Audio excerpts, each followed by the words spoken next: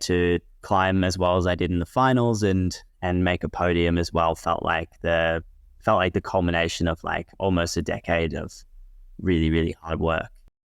Having an eating disorder felt mandatory in the sport. In tears the whole time, went out to climb, didn't do well in the speed round, and like ultimately made the decision that I would. Welcome to another episode of the That's Not Real Climbing podcast. I'm your host, Jenny, and I'm excited to introduce my guest for today, Campbell Harrison. Campbell represents Team Australia and is one of the Oceania region's top competitors for moving on to the Olympics in the Boulder and lead combined category.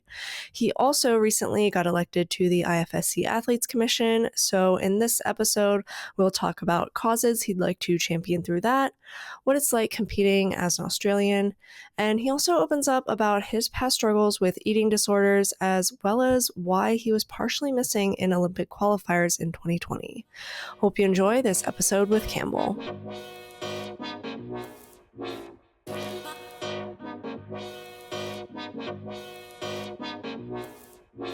Yeah, you just came off of a really busy season, so how's it going? Yeah, good. It's still going at this point. We've got kind of the biggest event of the year coming up in like 3 weeks or so, the Continental Olympic qualifier for the Oceania region. So officially qualified for that event. I'm on the start list, and now the kind of final preparations begin for what should be an interesting and exciting and terrifying experience. Congrats, yeah. What's the, can you remind us of the dates again? I think it is the 24th and 25th of November. Yeah, we've got the finals are on the 25th on the Saturday. So that'll be when the, Olympic ticket gets crowned for the Australia-New Zealand region. Looking forward to that. How are you feeling for it? Yeah, really good. The selection events, we had 2 separate selection events, a lead one and a boulder one, and I got first in the lead and second in the boulder. So I'm going into the event as the first place seeded athlete, and shape feels really good. Feeling quite consistent, which is really nice. And that's kind of all you can really hope for. I think that's going to be the kind of the main game of this one, is maintaining that consistency across the 2 disciplines to, hopefully for me, I think it's going to be more a matter of keeping up in bouldering, and then hopefully I can score some extra points in lead that will make the difference, and fingers crossed, take the ticket. Yeah, well, we're all rooting for you. That'll be really exciting. Thank you. Yeah, and I definitely want to get into that a little bit more in a bit. But yeah, I think it'd be great if we just got to know you a little bit first in general. Well, actually, so first of all, I think this is just like top of mind for me right now because I just had my interview with Matt Groom lately, and some people were also curious about the commentary that you've done, co-commentating. Which World Cups did you co-commentate on? This year, I just did Briançon for the finals. But I've done lots and lots over the years, actually. I think like in 2017, I did a bunch. 2016, I think I did some as well. So kind of like over the years, I've done lots of different events, and it's always been like so much fun for me. And I think it's something like outside of climbing, like sports broadcasting is really interesting to me, and I really enjoy like getting behind the mic and experiencing it from that side of things. So it's like something that you're maybe interested in pursuing in the future? Oh yeah, for sure. Like if I retired tomorrow and the IFSC live stream commentator gig was up for grabs, like I would have my name in the ring for sure. I think it's so much fun and like kind of a dream post athletic career, or one of a few. But yeah, I've like really enjoy it every time I get the opportunity to do it. What's your experience like in the commentary box as, I guess, an athlete? And is it like, do you find it stressful, or is it like a smooth experience for you? It's not super stressful for me. I think, especially when I'm not anchoring the cast. Like I've done a few for national competitions where like I'm in charge, and that can be a little bit stressful sometimes. I think by doing the commentary, I've definitely developed some empathy for commentators, for the details they miss and the mistakes they make. Like you would never think it, but you've just got so much going on in your head. You're always thinking of like what to say next. It's so easy to like forget that, oh, this isn't the high point of the route. Like someone else actually did an extra move, or especially in bouldering when there's so much going on, like, you know, you might have a commentator say, oh, it's our first top of this boulder when someone else has already topped it. But that's because not only are they tracking between 4 to 8 different climbs at the same time, but they've also got someone, you know, yabbering away in your ear, telling you when the ad breaks are going to be. You'll have maybe 1, 2, even 3 different screens or sheets of paper with information in front of you. Just so much coming in all at once. So it's really easy to make mistakes, but it also keeps it really exciting. So like as a co-commentator for IFSC, you don't have to deal with any of the extra noise and voices in your ears? Not as much. Like you still have some of the voices and the details and things, but I think at the end of the day, like if you mess up, it's not really on you, I guess. Yeah, so it's a little bit less stressful. But you also have like an opportunity to like impart some new knowledge. You know, most, even a commentator like Matt, you know, won't necessarily have that like first-hand information of what it's like to be behind the wall and what it's like to go through the process of a World Cup as an athlete. So yeah, it's fun to share that side of it as well in a way that doesn't always, you know, viewers at home don't always get to experience it like that. So that's quite nice as well. Did you find that you had any like go-to phrases like Matt does when you're doing the full commentary? Oh gosh, I probably do. I'm sure if I went back and listened, there's probably things that I would repeat. Not that I can think of off the top of my head, but I do remember like from I did a youth nationals event where I was commentating for 3 days in a row, and you do just start to feel like a bit of a robot, just saying the same things again and again and again. So I'm sure there's stuff in there that other people would pick up on that I'm not noticing. But in the moment, you just like trying to think of interesting things to say that you've kind of already said for the last however many hours. Yeah. Couldn't bear to watch it back. Oh, yeah. No one likes to hear their voice on tape. So, I get that. It's the worst.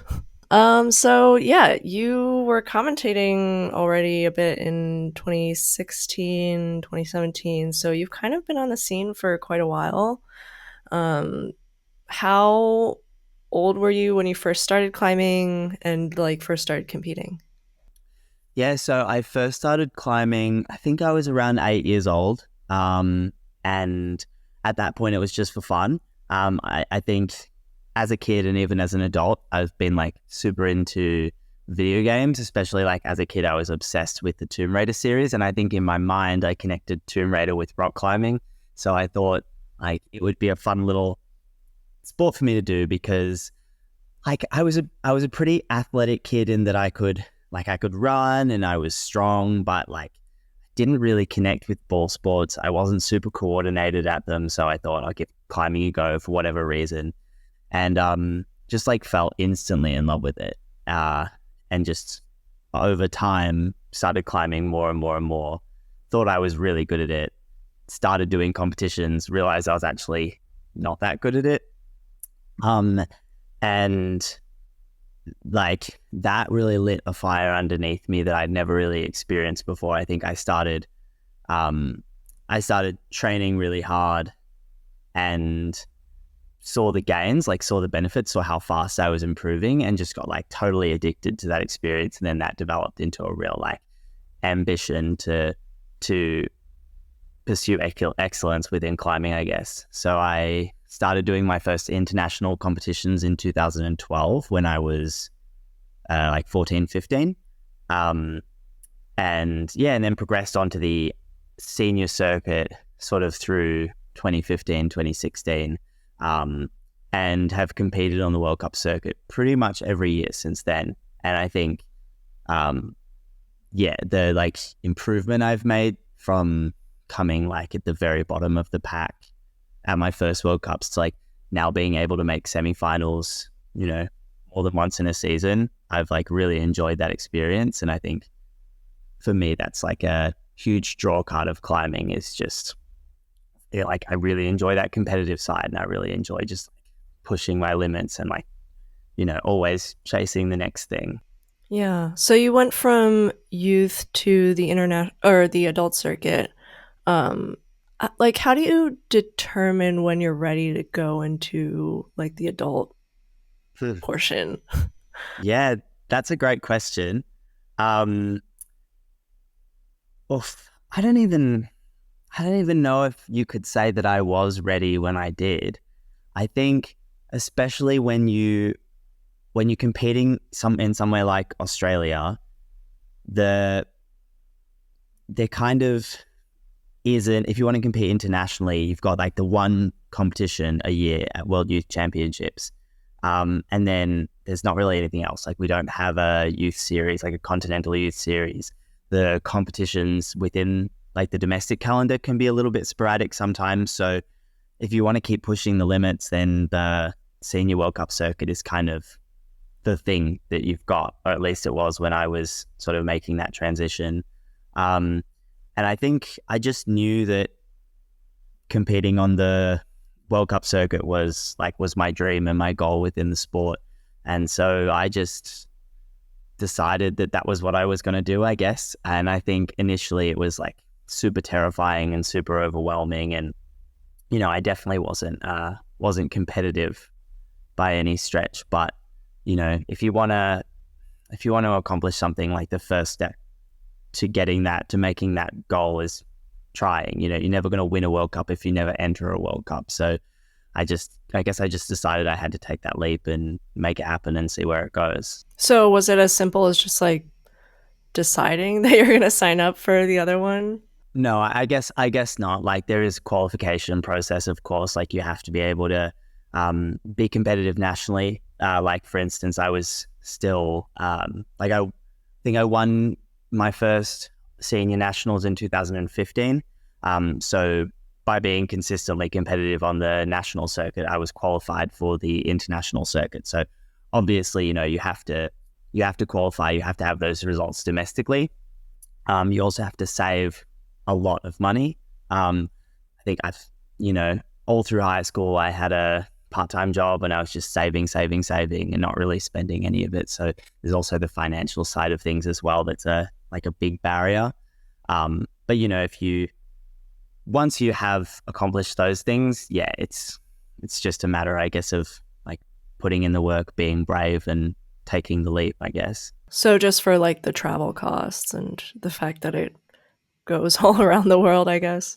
Yeah, for sure. Like my first big World Cup trip was like over 3 months of being in Europe overseas with some of my other teammates traveling all around. So yeah, the cost adds up pretty quickly, and I didn't have any kind of like financial sponsorship or support at that time as well. And the Australian team is like totally self-funded. So yeah, the financial side of things is definitely like a big barrier that you have to be ready to tackle. And there are like a lot of sacrifices, I think, that come into making that happen. So yeah, I talk about jumping onto this World Cup circuit like it's simple, but maybe that's just because it's such a priority for me that it's like, you know, in my mind, I was like, well, that's the thing I'm going to do. So I'm going to do everything I can to make that happen. But ultimately, yeah, it's like quite a heavy, involved decision, just, you know, putting aside the resources to even think about, you know, heading over there. Yeah, absolutely. I mean, it's like a huge sacrifice in terms of everything, like money, your time, what you dedicate your energy towards. It's a lot. Yeah, for sure. And I think that was something that maybe set me apart from some of my other competitors when I was young, was that I was very open and forward about climbing being my priority. Even with like school teachers and things that would be like, why haven't you finished your homework? And it's like, well, I'll be honest with you, like my priority wasn't finishing my homework. My priority was finishing my training. And, you know, that's maybe not everyone's way of looking at things, but it's definitely like how I decided to tackle it. And I think that's part of why I've been able to kind of make climbing my job, is that even before it was actually like a job, you have to treat it as such and, take yourself and it very seriously. Yeah, definitely. And I guess from being on the youth circuit and the adult circuit, how do you feel like you've grown throughout those years? Oh God, so much, so much. Like I'm definitely a completely different person to what I was when I was, starting out. Yeah, I think, I don't know, being on the World Cup circuit, especially heading over there a lot of the time alone as like the only Australian, I got these like really unique opportunities to mix with a whole bunch of climbers from a whole different, a bunch of different countries, and really just like learn so much. And it totally changed my work ethic as an athlete and, my capacity to be independent, and not to mention, my climbing itself, like my climbing ability and my approach to my training, where I was able to grow a lot from those experiences, I think. And yeah. How did you feel like emotionally going through those times? Because it's really hard as a kid, I'm sure. I like have seen just like youth competitions and you can like feel the air there. Like there's so much stress in the air. And then afterwards, everyone's like crying. And it's just like, it doesn't really feel great being there. Do you feel like there's a big emotional difference between how you perceived it as a youth versus an adult? Oh yeah, you talk about crying at competitions, and I, as a kid, definitely did or as a teenager, definitely did my fair share of crying at competitions. I think when I was starting out, when I was younger, it had more of a like be all and end all feeling to it. Competition climbing, if one competition went bad, I remember this one competition. It was right before I headed over to my first sort of World Cup circuit, and I came second in a senior comp. And I remember just like standing in the shower, sobbing, like just sobbing. So I was like, oh my God, I'm not ready. And I look back and I'm like, I don't think like there were so many factors that played into me coming second in that event. But as a young person, I just wasn't really able to like look at the whole picture like that. It was just, if you're not first, you're last, kind of failure sort of mentality. Yeah, and it was definitely, it definitely had its lows and its highs. There were some times where doing it all and committing to it all has been really, really hard. And then there are other times where it like pays off and it feels like you kind of trick yourself into feeling like it's been easy the whole time. It sounds kind of dramatic with the shower. It's like just standing in there crying, thinking that it's the end of the world. Imagine. Yeah, I mean, yeah, when you're in your teens, it can feel like that sometimes. It can all feel like it can feel like the end of the world. You get older and you grow up and you start to be able to conceptualize things a little bit more. And I think you see like all the competitions that you've done in the past and then all the competitions you have yet to do in the future. And it's a lot easier to look at it as just like one piece of a greater puzzle. Whereas, when it's kind of you're first just stepping onto the scene, it can kind of feel like, this is the moment, like this is the only moment. This is everything that your life has kind of come to. And then, I'm 26 now. I'm like not old by any means, but old enough to kind of realize, oh, like I've been competing for 11 years now and, probably competing for, good few more years to go. So it's like, it's kind of all just part of the journey. Yeah, absolutely. And so previously you also mentioned that oftentimes you would be like the only Australian at the World Cups. And so kind of just wanted to dive into climbing in Australia since it's still, I guess, sort of a developing sport there. Well, I guess first of all, you just came off of the national bouldering or the bouldering nationals. And I saw you took a really big fall. That shocked me. That's like the biggest fall that I think I've seen in a competition recently. I'll link it in the show notes for everyone to see. But yeah, in general, how did it go? Yeah, I mean, yeah, you mentioned that fall. That was definitely the biggest fall I've ever taken in climbing, like comp or otherwise. And it was pretty scary. Coming into this competition, had some pretty big goals. I think Boulder Nationals had kind of always gone badly for me. I feel like I'd had really great performances on sort of all levels of the domestic circuit. I'd like won team selection events and things like that. But then when Boulder Nationals came around, I'd never been able to even make finals. I think my best result was like 8th. So I definitely felt like a little bit of pressure going into this event that I was putting on myself to like be able to sort of break that curse, I guess. But yeah, I think this event was like one of those bouldering events where I feel like my kind of headspace was at its best. My physical shape was probably the best it's been for bouldering, and was just like able to be really consistent throughout the rounds. And so when I like finished my semi-final and knew that I was progressing to the next round, like that was a really emotional experience. And then to climb as well as I did in the finals and make a podium as well felt like the culmination of like almost a decade of really, really hard work on probably my less proficient discipline, of the two. So yeah, it was a really like emotional experience, and I think I surprised myself in a lot of ways, like, regarding the massive fall I took on the second finals boulder.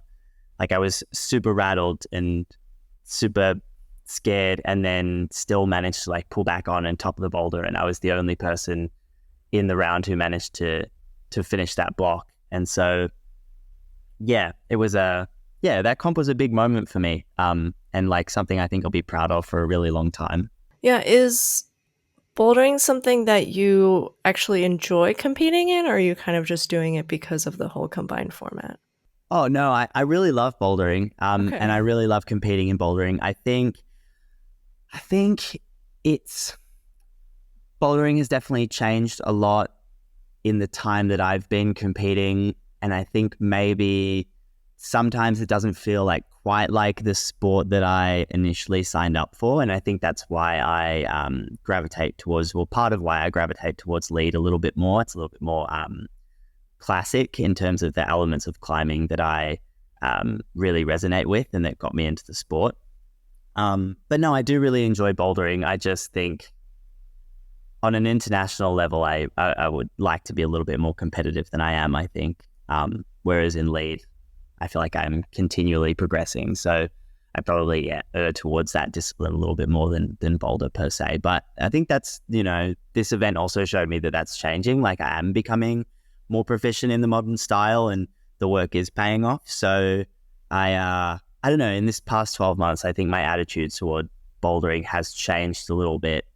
And I think there's more room to grow in that discipline than I maybe thought there was. I guess I'm kind of surprised that you think lead is still a little bit more old school, because they've definitely been setting some scary stuff for lead as well. Like I've seen some sketchy starts where you just have to like start on a pretty big jump, or they've set some like lache moves in the middle that could be kind of stopper moves. Do you feel like it's going towards this like new school style in lead as well, or is it just like it's all right? Yeah, they're definitely implementing more sort of new school movements into lead. But at the end of the day, like the fact that you only have one go in lead, and the split is as a result of exactly where you fall off on the route.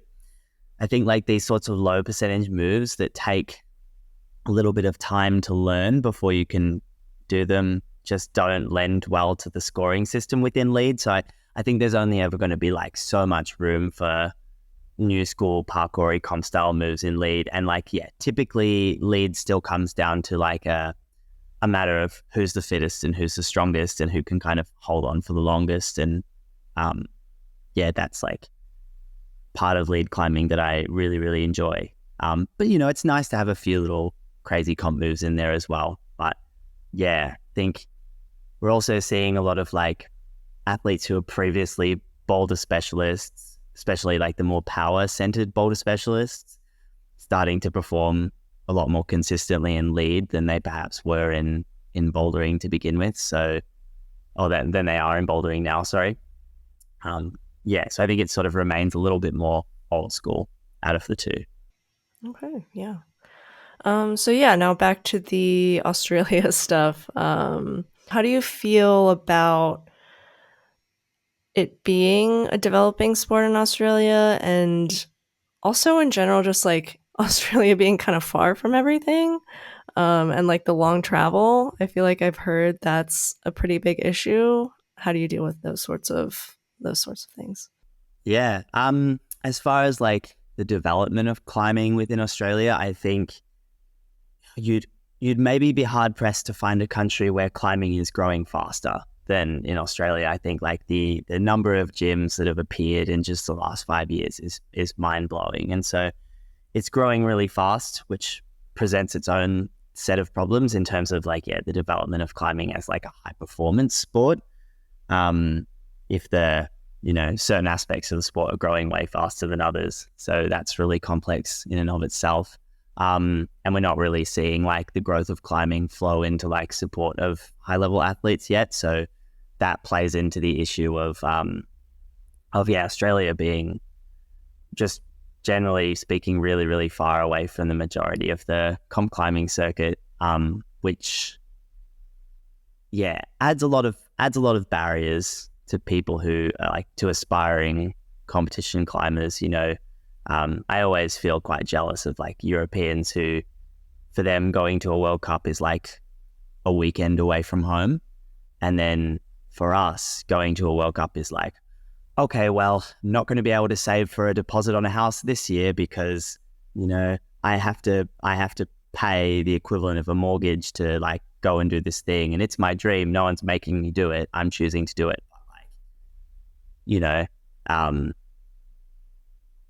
Just wanting to like, just silly things like, oh, I'd love to buy a new bike, or I'd love to buy a new laptop, or, I haven't replaced my phone in 6 years, 8 years, whatever. Like those are all things that just have to go on hold just as a result of Australia being so far away from the rest of the climbing scene.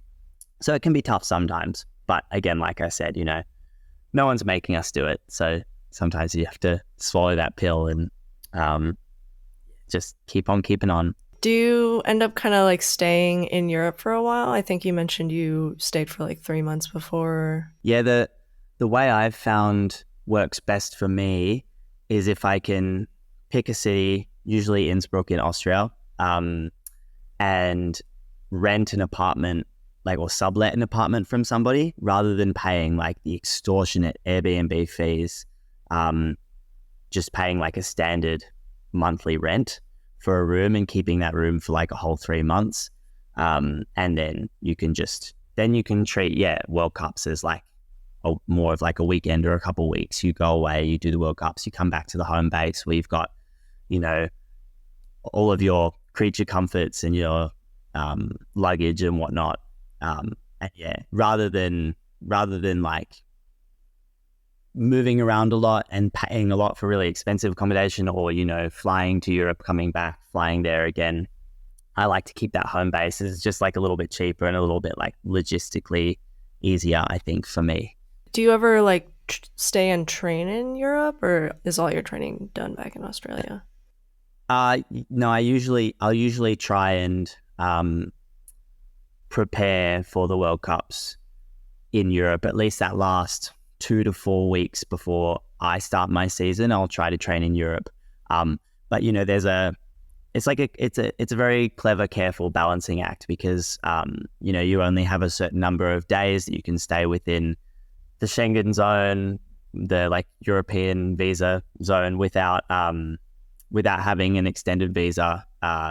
And so, you've got to think like, okay, if I'm going to do these events, then I can train for 3 weeks before the World Cup season starts in Europe. But, if I skip this event, I can do a little bit of extra training, or if I skip the training, I can do a little bit, like a few more comps. So yeah, it gets quite strategic in that sense. Yeah, there's a lot of planning that goes into it. Yeah, definitely. And how's like your training in Australia? Like, is it good for lead or better for bouldering, or do you have like coaches? I would say I'll stick with, for the most part, training in Melbourne because that's where I live. I would say for bouldering, it's decent. It's hard to find like a lots of hard blocks to train on, but we have like quite a few nice gyms. I think you have to get somewhat creative with your training. It has to be quite structured because you're not going to have like all of the resources that you could want. But if you've got like a decent spray wall and a fingerboard and a weights gym and that sort of thing, there's quite a lot you can do. For lead, it's gotten better in the last sort of year and a half, but still not great. I think unless a gym sets routes specifically for me, I would be hard pressed to find anything much harder than like 7C plus in a gym, which World Cup routes start at 8B plus. So most of my lead training will happen on a spray wall when I'm in Melbourne, whereas when I go overseas, I like really take that opportunity to, you go somewhere like Innsbruck where maybe there's like 30 routes, 8B and above, and you just try to get in as much as you can while you're there. Yeah, do you have any thoughts on how to like grow the Australian team and how you think it could be better funded? Oof. I think first and foremost, the Australian team needs more opportunities to train and climb together. I think since COVID blew up initially, I think we've had one training camp as a team, which was announced a week before the camp started. And I think we had maybe 5 or 6 people turn out, most of which lived in the city that it was being held. So yeah, the Australian team is like very disjointed. We don't get a lot of opportunities to come together and climb on like high level routes with high level route setting. Coaching is quite limited. So I think it would be, a lot of, it's really tough. And then the idea of like the funding stuff, that I've honestly no idea like how to grow the funding of Australian climbing. I think I'm so focused on growing the funding of Campbell's climbing, Yeah.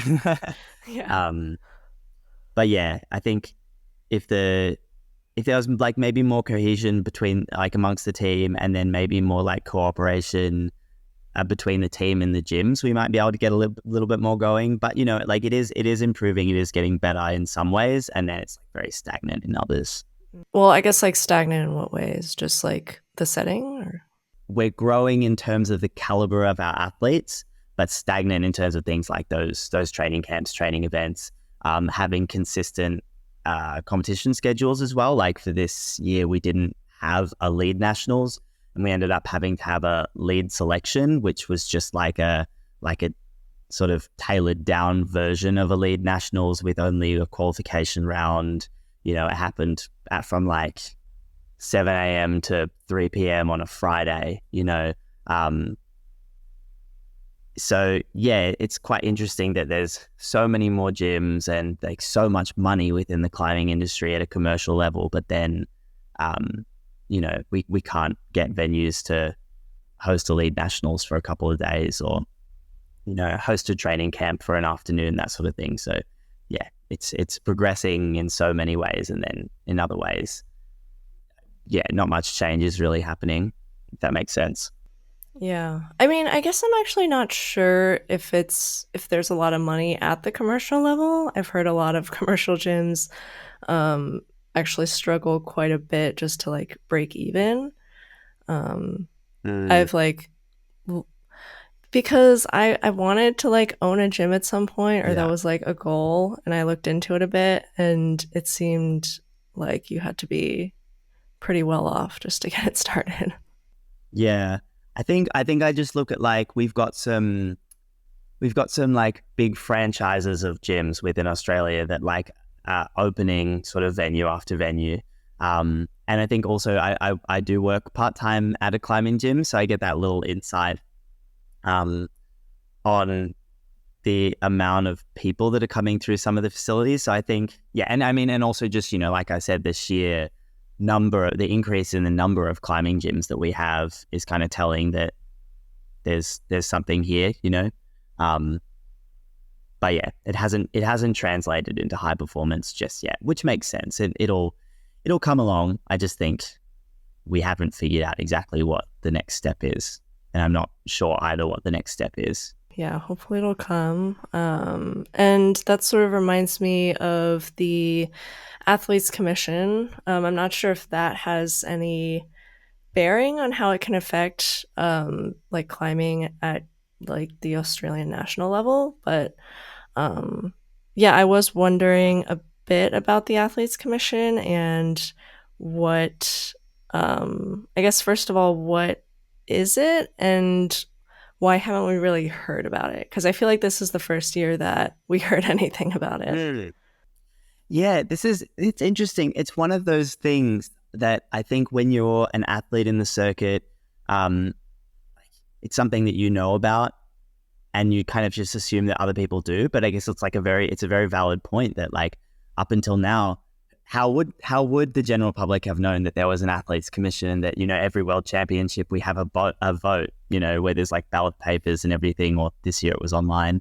But yeah, basically the IFSC Athletes Commission is a collection of athletes that act as kind of like a advisory voice to the IFSC, and our president and vice president, Shauna Coxey and Sean McCall, sit on the IFSC board. So basically we have meetings every month where we discuss a myriad of different issues that pertain to athlete rights, whether it be considering like certain rules or the setup of venues, the way athletes are maybe treated within those venues, all sorts of things. Like sometimes you talk about the sustainability of events and whether or not we as athletes can support certain events going ahead in the way that they are. We cover too many different topics probably for the amount of time we spend actually meeting together. But yeah, we advise Sean and Shauna on how we feel about certain issues, and then they present that feedback to the IFSC board. So yeah, for me, I decided to go for it at this year's World Championship because as far as I know, we've never had an athlete from the Oceania region on the Athletes Commission before. And so I thought it was a really unique opportunity to give the perspective not only of my region, but just generally smaller climbing nations with less funding. I think we have like very different issues to some of the other nations. And so I thought it was really important that someone, amongst that group of climbers was able to get in there. And I think I'm a relatively outspoken member of the climbing community. And because I've been solo for a lot of the World Cups, I'm quite well connected amongst the climbing community. So I thought I was in like a unique position to be able to hopefully, get that position, which I end up doing. And yeah, being able to make a difference over the course of my term, and also just, learn more about how the sport works in other places so that then I can hopefully impart that knowledge upon my own region and maybe, answer some of these questions that we've been talking about so far that we don't really quite have the answers to yet. Yeah, what kind of, I guess, causes are you hoping to champion as part of the Athletes Commission? I think I would love to see the World Cup circuit be a bit more like geographically inclusive, being laid out in a way that it makes a little bit more sense for athletes who don't live in Europe to, be able to come participate in events in succession. I have like a notepad somewhere where I've written out a bunch of this stuff. Please excuse this brief intermission, but I would just like to take some time and remind you that if you are enjoying this podcast, please follow and rate it on your preferred listening platform. If you're watching on YouTube, be sure to subscribe and hit the like button. Anything helps to push this podcast out to more people and get even more amazing guests on. Back to the show. I had like a little brainstorm that I did when I signed up for the Athletes Commission and what I wanted to get out of being there. I think, for me, there were the sort of geographical inclusivity that we've been talking about. I think I'd like to see greater regulation of route setting practices within the sport. So kind of standardizing route setting a little bit. I think at the moment, route setters have a lot of freedom, or the potential for a lot of freedom to influence results. Essentially what a competition looks like, what a round looks like is almost entirely up to the head route setter as to what they, see climbing being like. And I don't think any of our route setters are trying to influence the results of competitions, but nevertheless, the potential for that to happen is there. Some more regulation, I guess, into what climbing rounds should look like. What is the style of climbing? What are these different disciplines trying to test? I also would like to see more growth made in terms of athlete health, the sort of BMI, Red S discussion as well.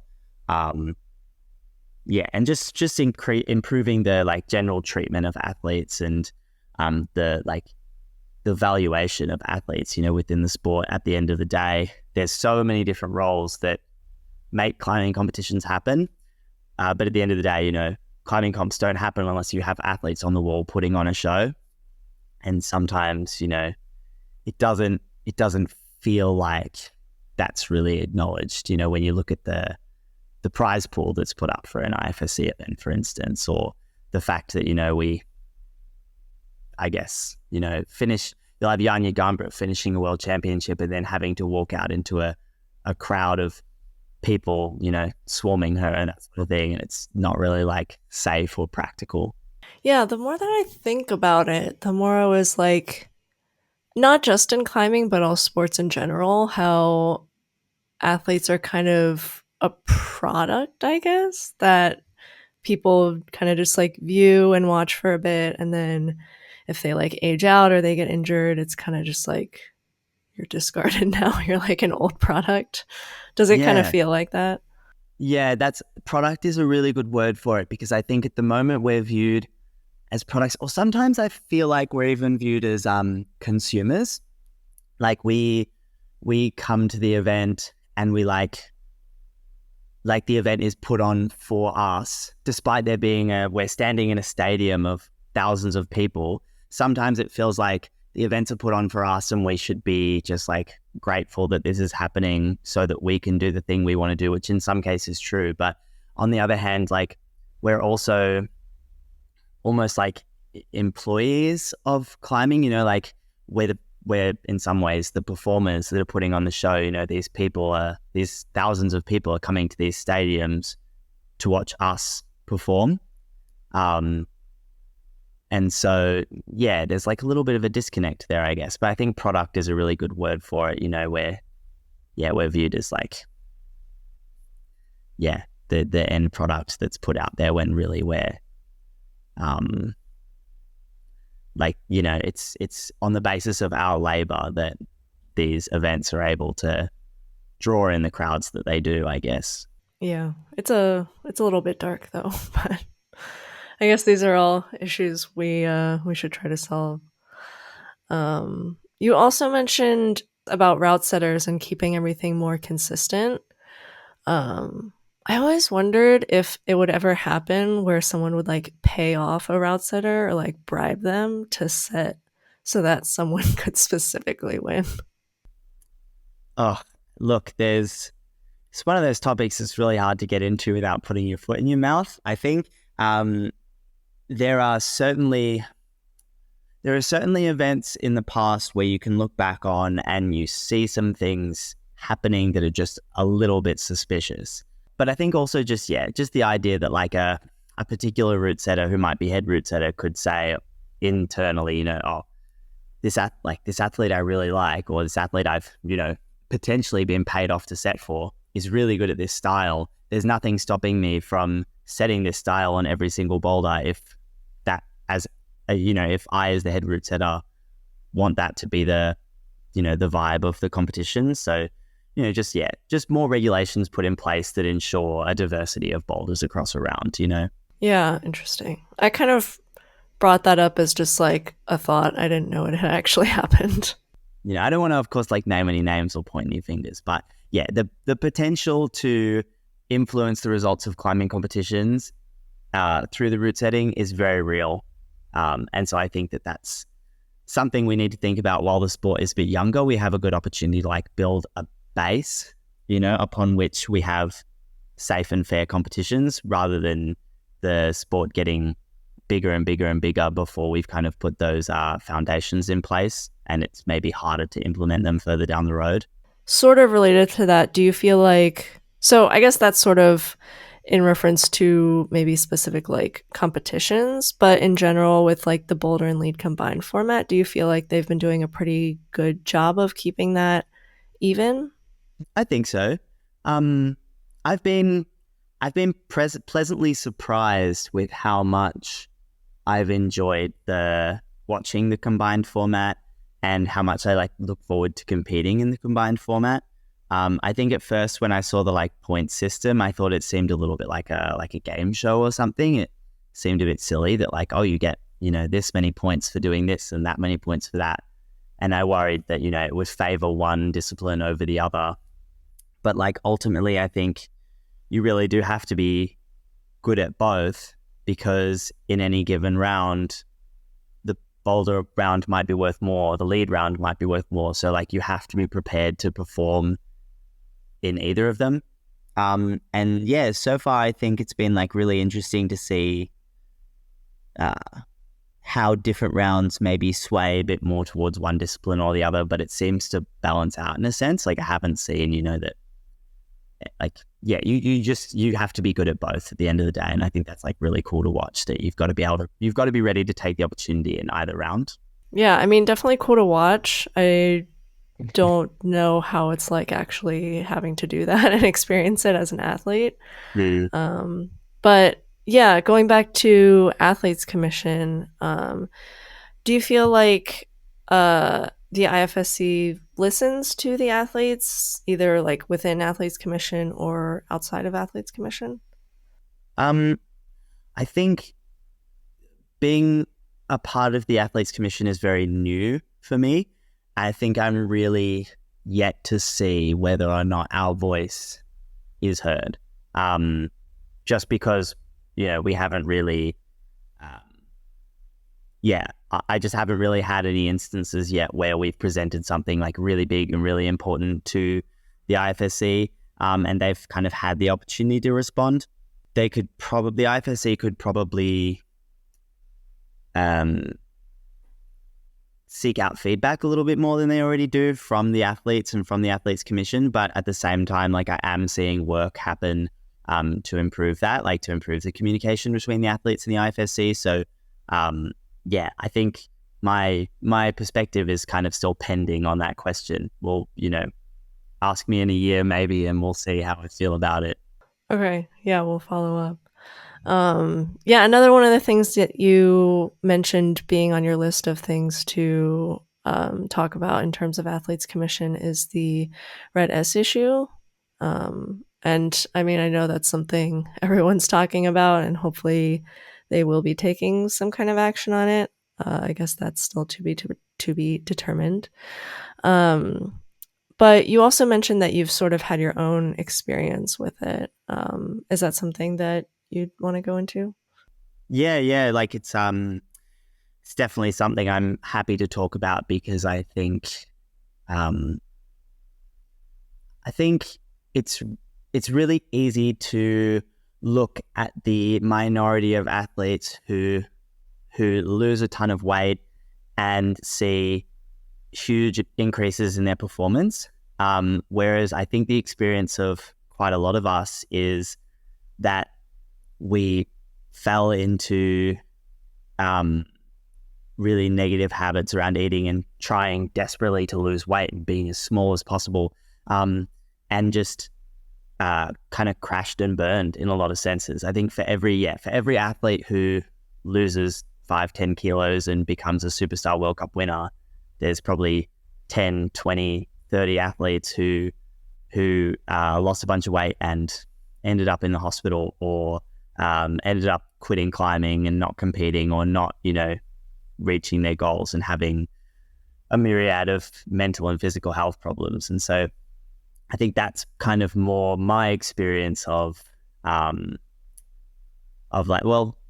so much my experience, because obviously I'm still climbing and I'm still climbing well, but I think my experience of when I was suffering through my eating disorder was, just having so much trouble like maintaining my mood, maintaining my training, maintaining my weight, like all of these fluctuations and all of these issues. And I think it's quite damaging, I guess, to paint Red S in the light that it has been painted in, that it's like this shortcut to success, whereas I think in a lot of instances it's quite the opposite. It's quite like destructive to people's climbing careers.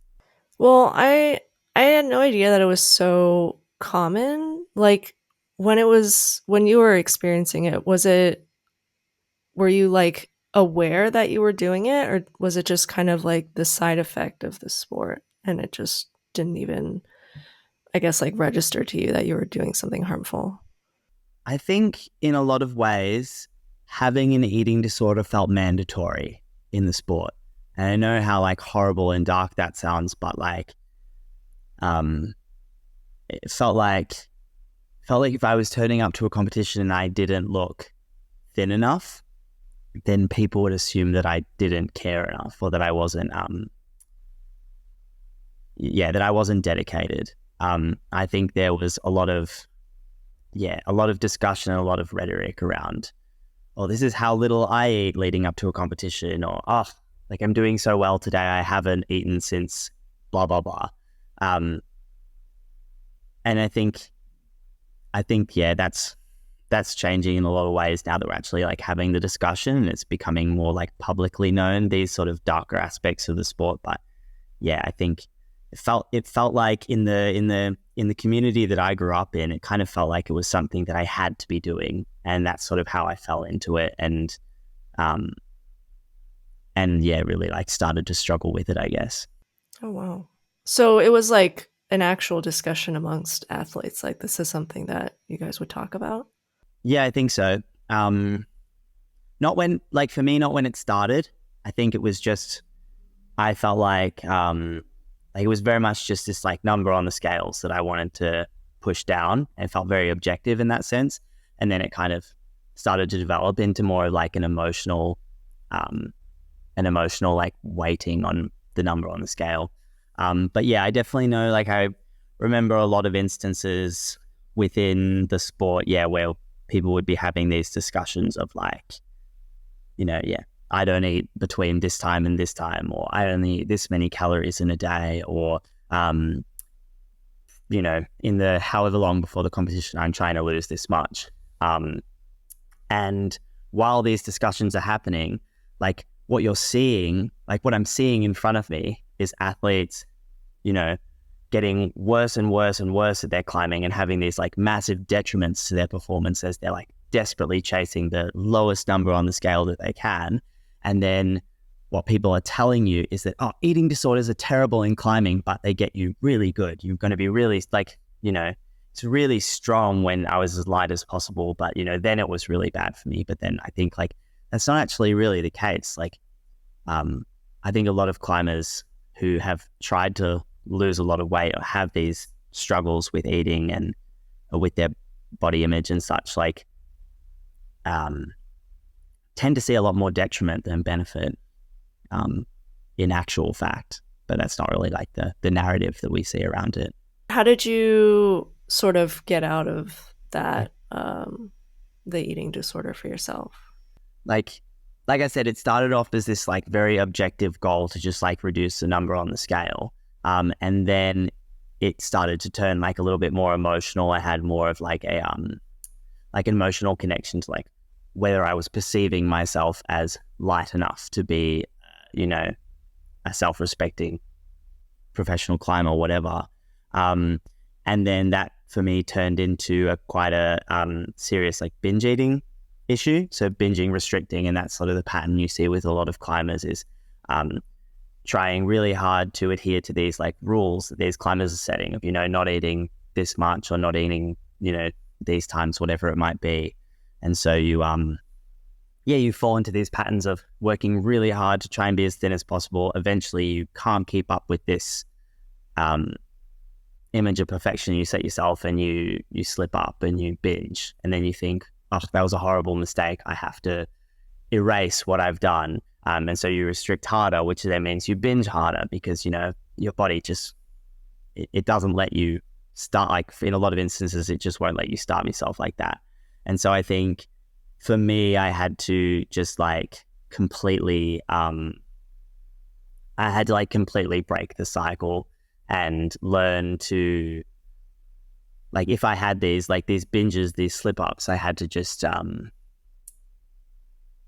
learn to accept that they'd happened and that it wasn't a mistake that needed to be rectified or fixed, that it was my body telling me that it was underfueled and under-resourced, and that I needed to, if I had like a slip up and I felt like, and I had a binge, it was because I wasn't treating my body with the respect it needed. So rather than depriving it even more, what I needed to do was give it that respect. And then eventually over the course of years managed to sort of, for the most part, heal that relationship between, my body and my mind and my perception of myself. And I still have more difficult days, more difficult periods, but yeah, just learning to see those signs and like act accordingly, I guess, if that makes sense.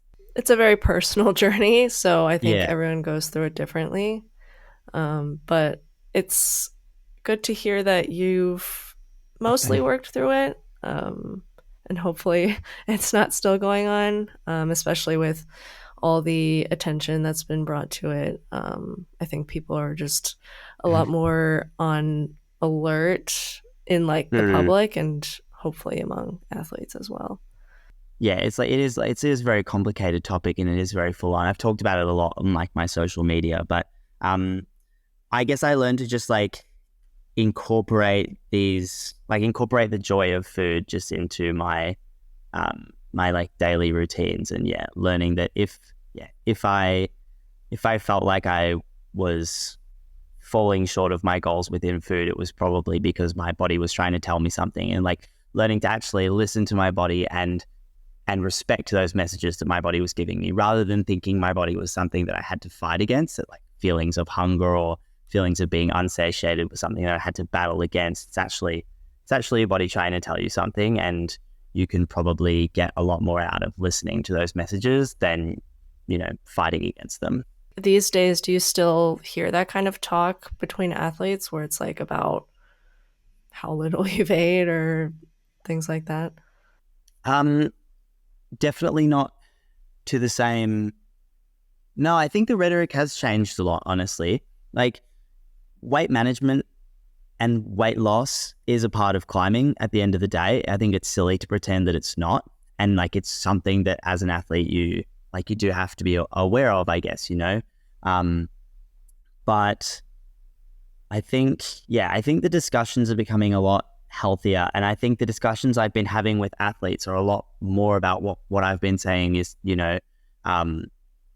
rather than like in the past, it might have been like, oh, when I am really hungry, I do this to make myself not hungry anymore. Or when I feel like I've eaten too many calories, I'm going to do this to get rid of those calories. That kind of used to be the discussion. And now the discussion is more about like, when I'm feeling this way, I remember that this is my body trying to tell me something and that I need to change what I'm doing, or I'm going to start to, fall down a slippery slope. I think it's a lot healthier, the discussion around it, which is an important step. But then at the same time, I think that doesn't mean that athletes aren't also suffering in the background. You can say one thing and then also be struggling. Yeah. Well, it's good to hear that it's improved a bit. And also related to this, had a Discord question come through asking what dichotomies, if any, are there in regards to the impact of Red S between men and women competition climbers? This is another really interesting aspect of it as well, because I think the pressures to be like small are similar across male and female athletes. I think in the discussions around Red S, though, people tend to be more critical of women, which, I mean, lo and behold, that's kind of how our society is in general. People are more critical of women.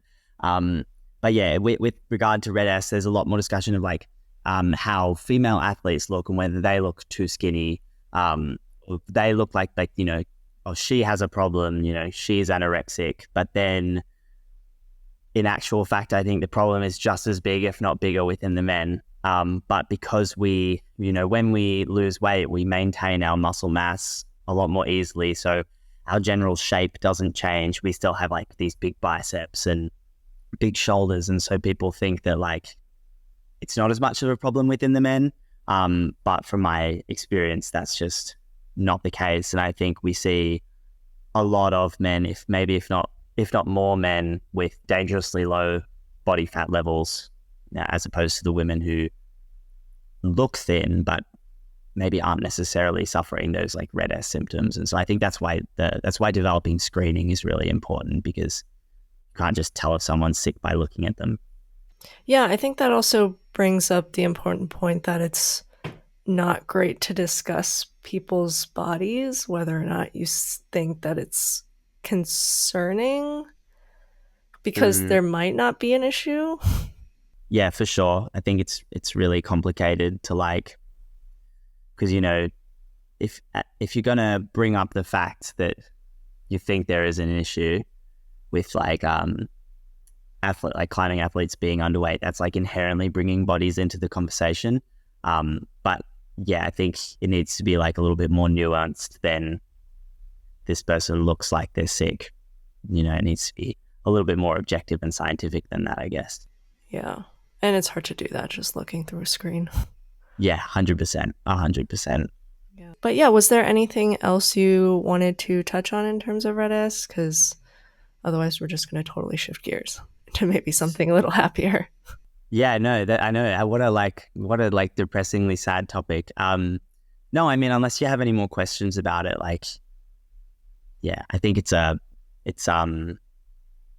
huge issue within climbing that we need to get on top of. And I think, you know, having, like, we talk about not judging people's bodies, but then at the same time, a lot of these athletes are the role models of the sport. And I think, you know, my inclinations as a young person towards trying to lose weight, a lot of them came from looking at the athletes who were leading the way, like who were, you know, at the tops of podiums and things, and seeing their body types and feeling like I needed to adhere to some kind of version of that as well. And so, you know, if we're allowing athletes who embody, you know, if we're allowing like Red S athletes who embody these sort of like negative weight loss principles to represent the sport, then the problem is just going to like self-perpetuate. So, you know, I think we've got to do something to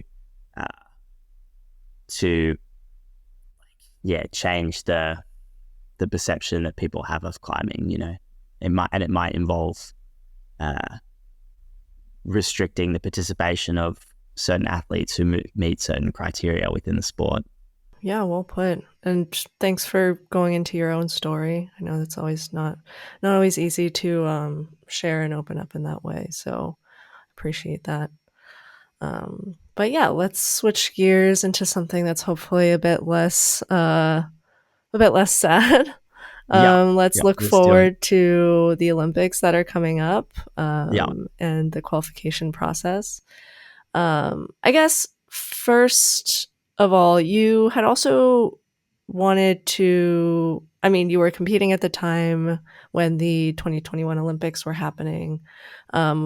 And I saw a podcast that you did a long time ago that was before the qualification process for that. I forget if it was before COVID or not, but I think, I mean, we all know that you did not end up representing Australia for the 2021 Olympics. So what happened in the qualifying process there? It's funny. So this is also like a very sad, depressing topic. Okay. Yeah. um, I'm happy to get into it if you want to. But it's also like, yeah, it was a bad time. So, Yeah. I mean, no, it's if you want to. oh yeah, I'm happy to discuss it. Yeah. Just if you wanted to like get into something more fun, like it's not really that fun. Okay. We'll do the fun part after. Yeah.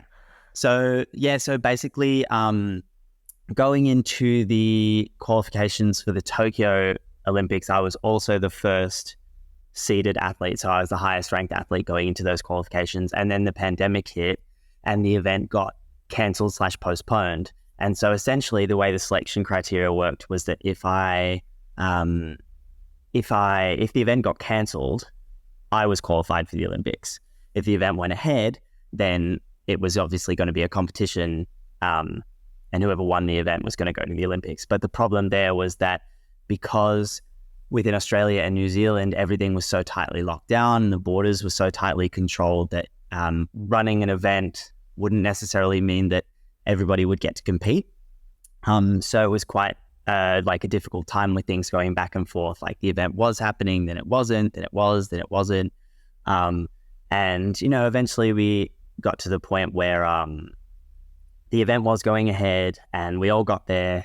The first day went kind of badly for me. I think I false started in the speed, which meant that I had like the worst ranking in the brackets for the finals event. And then we were sitting in my hotel room. I was sitting there in my hotel room with my partner, watching the news before the finals started. And they announced on the news that the borders would be closing between all the states across Australia, meaning that basically you either had to because we were in Sydney and I live in Melbourne, so we were going to have to leave Sydney to get back over the border in time, or either be stuck in Sydney or have to go through a 2-week hotel quarantine scenario. And my older sister at the time had just been diagnosed with stage 3 breast cancer. And so my parents really wanted me home to spend Christmas with my family and with my sister before she started chemotherapy, before she started her treatment.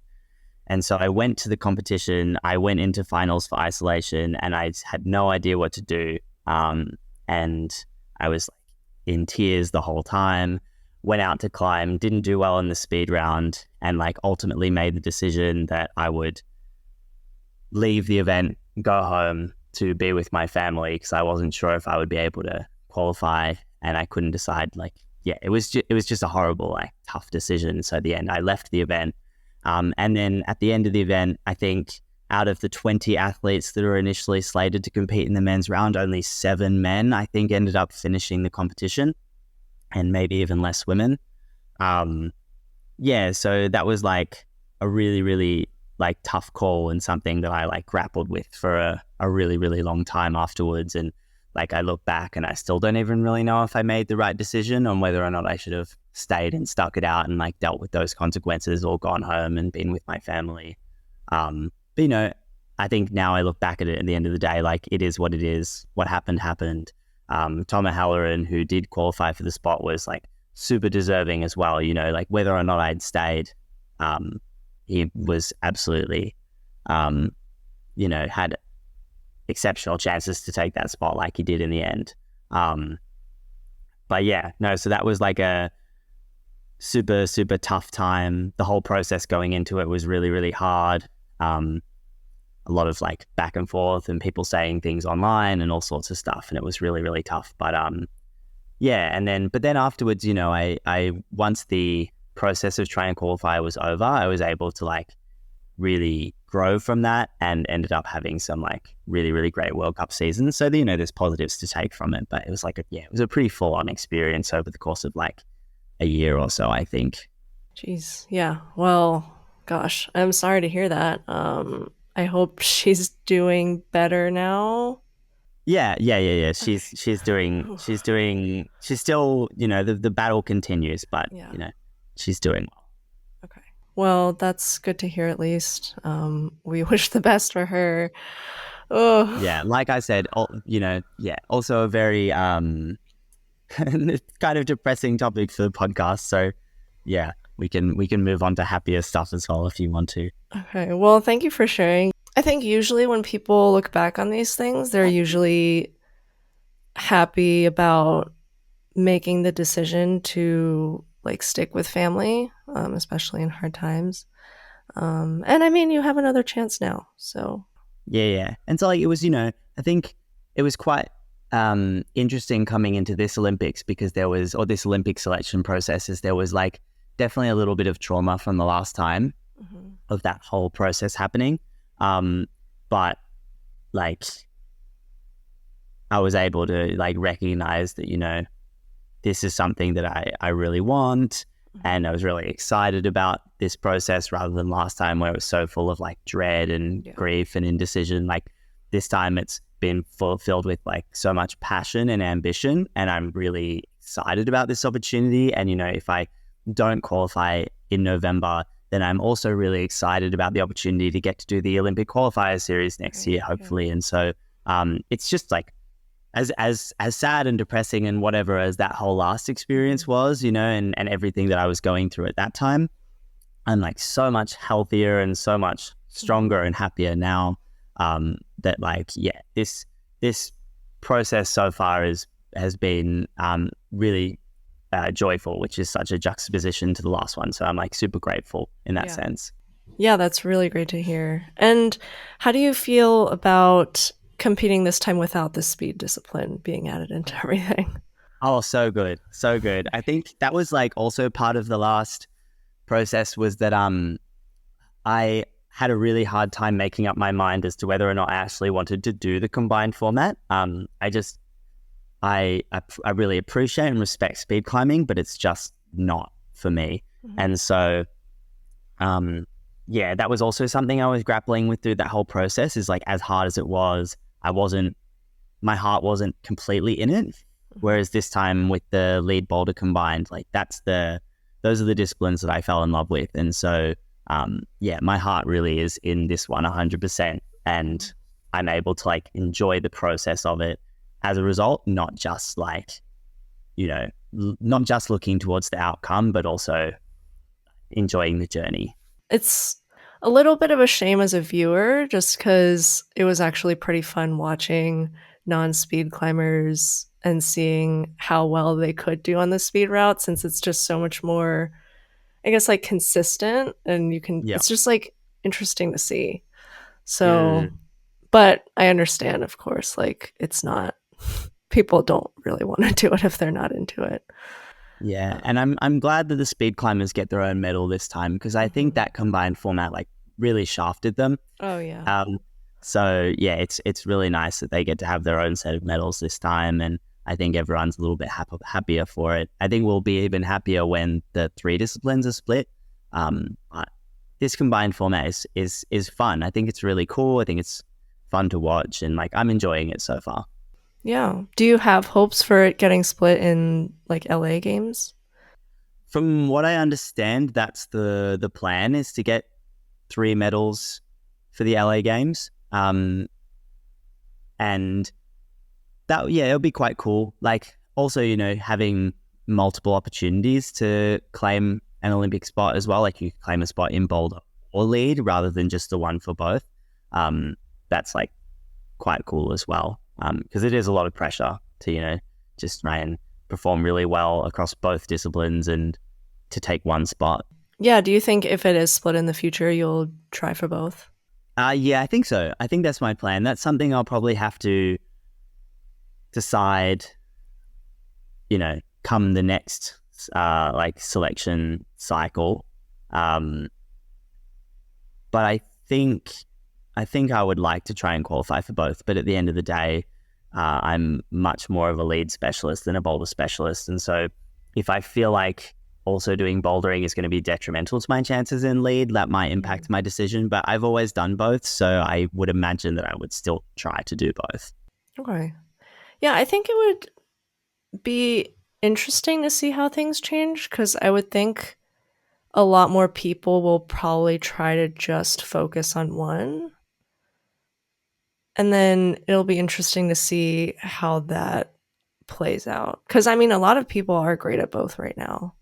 And I wonder what it would look like if they just focused on one, all of their energy onto one.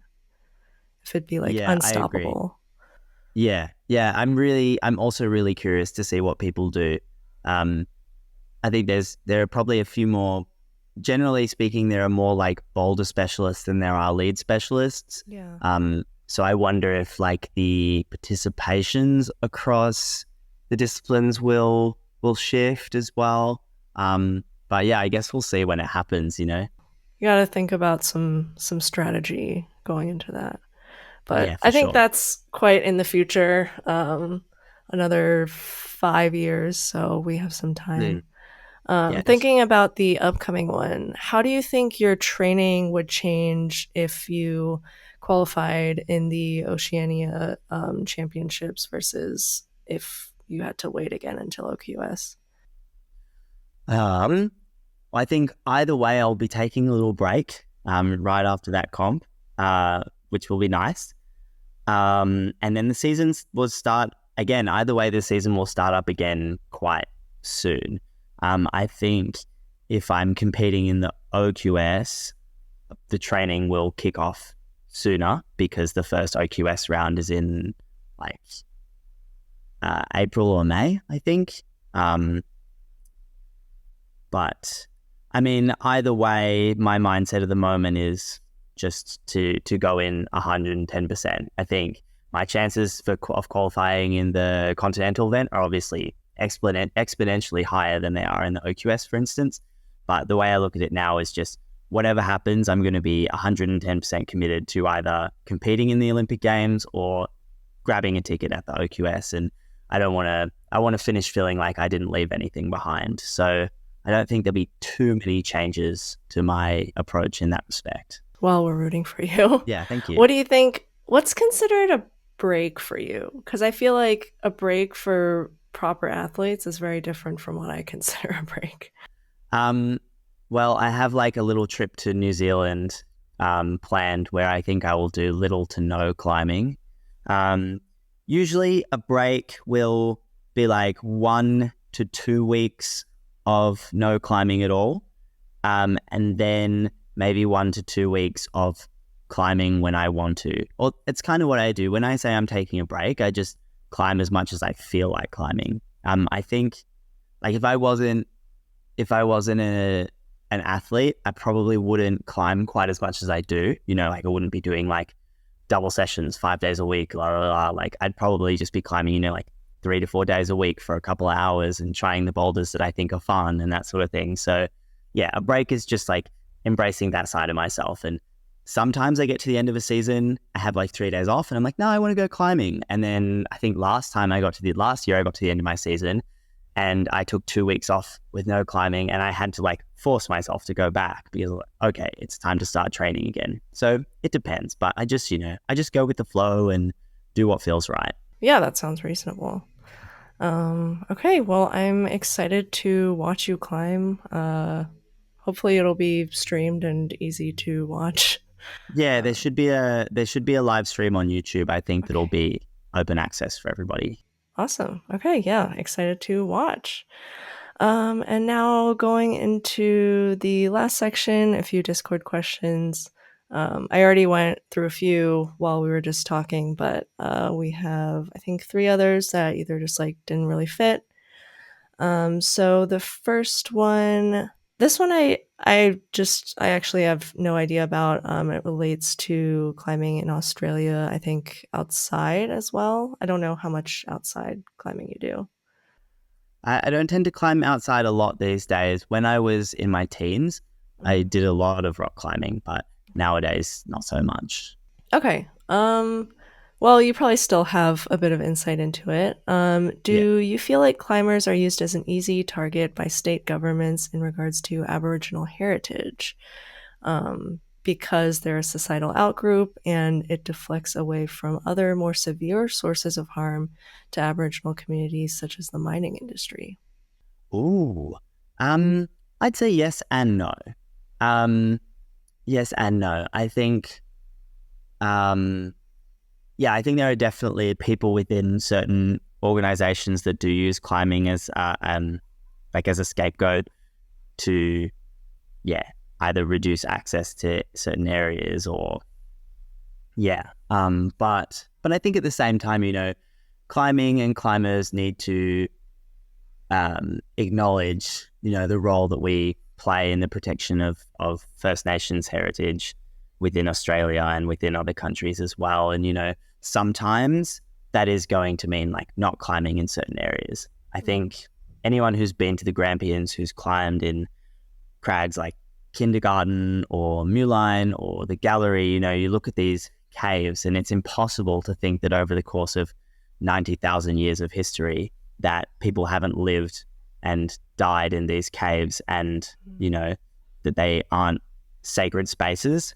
And I think, to some degree, bolting them and covering them with chalk and doing whatever we do, is to some degree desecrating these places that were taken by First Nations people through horrific genocide. So, I think it's important that as climbers, we acknowledge the role we have to play. And sometimes it's going to mean not climbing in certain areas. I think on the other hand, though, there are instances where state bodies maybe we could be putting in a little bit more work to ensure that we are keeping climbers out of the right areas and then still providing everybody access to areas that are like safe for us to recreate in without damaging cultural heritage, if that makes sense. Yeah. And I guess for context, what are some of the restrictions that have been put in place? A lot of the Grampians has just become subject to straight up no climbing bans, or certain areas you can only climb in if you have a guide with you. I definitely wouldn't say I'm like a foremost expert on this topic, but I think different people within different organizations have varying ideas of what climbers should and shouldn't have access to, and I think some of which is very, very valid. Like some of these climbing spaces are quite close to like protective cave paintings and like sacred sites, and like I said, it makes sense that we aren't able to climb in those spaces because white European settlement only came to Australia within the last like 2 centuries, so we have to be respectful of the land that we've that we find ourselves upon, but at the same time I think there's also there's room to like make these assessments of these places and ensure climbers that where it is safe for us to climb, that we will have access to those spaces. Okay, makes sense. Next question. What are your thoughts on Eubank grading? I think it's far easier to understand than most other grading systems, and being open-ended is a bonus that avoids the muddled lower end of our UK trad grades. So if you could also go into what the grading system is like, because I'm not very familiar with that. Yeah. Well, I mean, you kind of hit like the nail on the head a little bit in that the Eubank grade is just like super easy. It's just a number system. So like, for instance, I think a 8A, European sports grade is a 29 in Australia. 8A plus is 30, 8B is 31, so on and so forth, 32, 33, 34. Although I feel like because I spend so much time climbing overseas, I tend to default into the European grading anyway. I think, I mean, at the end of the day, grading is all subjective, and it kind of ends up equating more or less to the same thing anyway. I think it is kind of nice that Eubank doesn't have these like cluster grades, you know, in the same way that the United States have got like 513, 514, like you have these brackets. The Eubank system just kind of progresses point by point. But like grades are grades. It's all much for muchness in the end. Yeah. Yeah. And last question, something we actually didn't touch on too much, but this is your chance to go into it if you want. Is it, or I'm interested in your views on pro climbing and queerness. Is it an easy community to be openly LGBTQ plus in? And how does it feel competing in countries where it's frowned upon or illegal? I believe one of the OQS is in the Middle East, for example. I think that for the most part, I found the climbing community quite accepting of like me as a queer person. That's not to say that there like isn't homophobia and discrimination within the community, and I think that's more accentuated at the international level because, like you said, you know, you have this mixing pot of all these different cultures, and you know, yeah, some people are going to feel less strongly about your human rights, you know, love who you love and that sort of thing, and it can be quite scary. Like, I was competing in the World Championships in Russia a few years back, and yeah, it can be quite scary. Like that, like I'm someone who paints my nails, and you know, maybe someone on the street might, you know, see that as a sign that I'm a queer person and have an issue with it, or that people will see me and my partner at a competition and have an issue with that. So like, there are definitely like certain aspects to it that we as queer people have to like take into consideration a little more than others do. But yeah, for the most part, I think my experiences as a queer climber have been quite positive. I think most of the controversy comes in when I try to discuss like my queerness and my athleticism or my climbing kind of in the same vein. I can sometimes get a lot of negative feedback, and that people saying that like you know, being gay doesn't have anything to do with climbing, but at the end of the day, like they're two important facets of who I am, and so like they are, you know, none of it exists in a vacuum. So yeah, it's an interesting interplay, I guess. Has it ever like affected you to the point where you have to sort of consider if a competition is one that you would want to go to? Yeah, I definitely had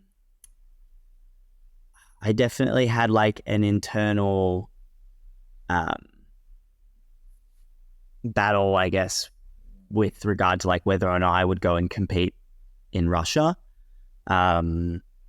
or I was like, I'm an ambassador for an organization in Australia called Proud to Play. And one of the things that I have of theirs is I have this, it's just like a towel. Like every athlete comes out to a bouldering round almost with a towel that they can clean their shoes and stuff. And my towel has a pride flag on it. And, you know, there are some countries where I'm like, oh, I don't know if I should come out onto the field wearing this pride flag. But then at the same time, maybe it's even more important that I come out onto the field wearing a pride flag in some of these countries.